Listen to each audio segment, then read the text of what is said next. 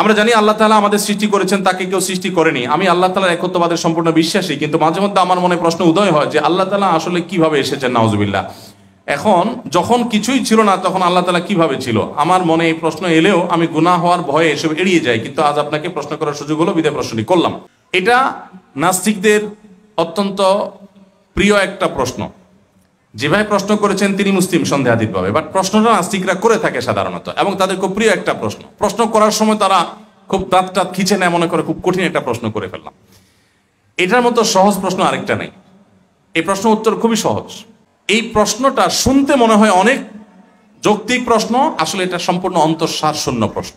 শ্রদ্ধা রেখেই বলছি। কিভাবে অন্তঃসার শূন্য? দেখুন, আমরা সৃষ্টি জগতের সবকিছুই সৃষ্টি, নবমণ্ডল ভূমণ্ডল সবকিছুই সৃষ্টি। সৃষ্টির স্রষ্টা তালাশ করতে হয়, এটা তো যৌক্তিক কথা যে সৃষ্টি হলে তার অবশ্যই কি আছে? স্রষ্টা আছে। কিন্তু যিনি স্রষ্টা, তার জন্য যদি আপনি আবার স্রষ্টা তালাশ করেন, তাহলে তিনিও তো সৃষ্টি হলেন। আপনি আল্লাহকে আপনার কাতারে এনে এরপর আপনি চিন্তা করতেছেন আমাকে তো আল্লাহ বানাইছে, তাহলে আল্লাহকে কে বানাইলো? নাউজুবিল্লাহ। আপনার প্রশ্নের গোড়ায় গলদ আছে।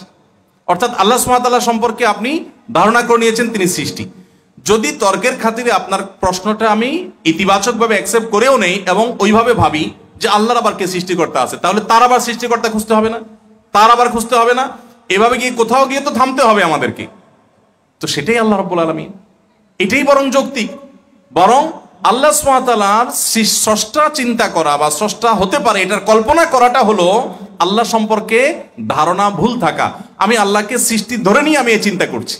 আপনি প্রশ্ন করছেন এরকম যে স্রষ্টার সৃষ্টিকর্তাকে, প্রশ্নের মধ্যেই ভুল আছে। যিনি স্রষ্টা তার আবার সৃষ্টিকর্তা থাকবে কোত্থেকে? তাহলে তিনি স্রষ্টা হলেন কিভাবে?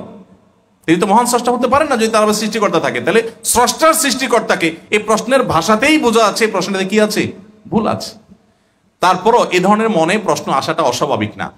একটা প্রশ্ন আসছে এবং প্রায় সময় অনেকে বলেন যে আল্লাহ সম্পর্কে মনের মধ্যে বাজে চিন্তা আসে। ইন্টারেস্টিং একটা প্রশ্ন। অনেকে বলে যে আল্লাহ সম্পর্কে বাজে কথা মুখ দিয়ে আসে, মনের মধ্যে চিন্তা আসে। নবী করিম সাল্লাল্লাহু আলাইহি ওয়াসাল্লামকে ঠিক এরকম একটা কথা বলার পর তিনি বলেছেন, দেখো তোমার মনে আল্লাহ সম্পর্কে বাজে চিন্তা আসলে তুমি সাথে সাথে খুশি হয়ে আল্লাহর কৃতজ্ঞতা আদায় করবা। খুশি হওয়ার কি মানে? তুমি আল্লাহ তাআলার শুকর আদায় করবা যে তোমার মনের মধ্যে বাজে চিন্তা আসছে, সেটা নিয়ে তুমি পেরেশান আছো, তার মানে তোমার মধ্যে ঈমান আছে।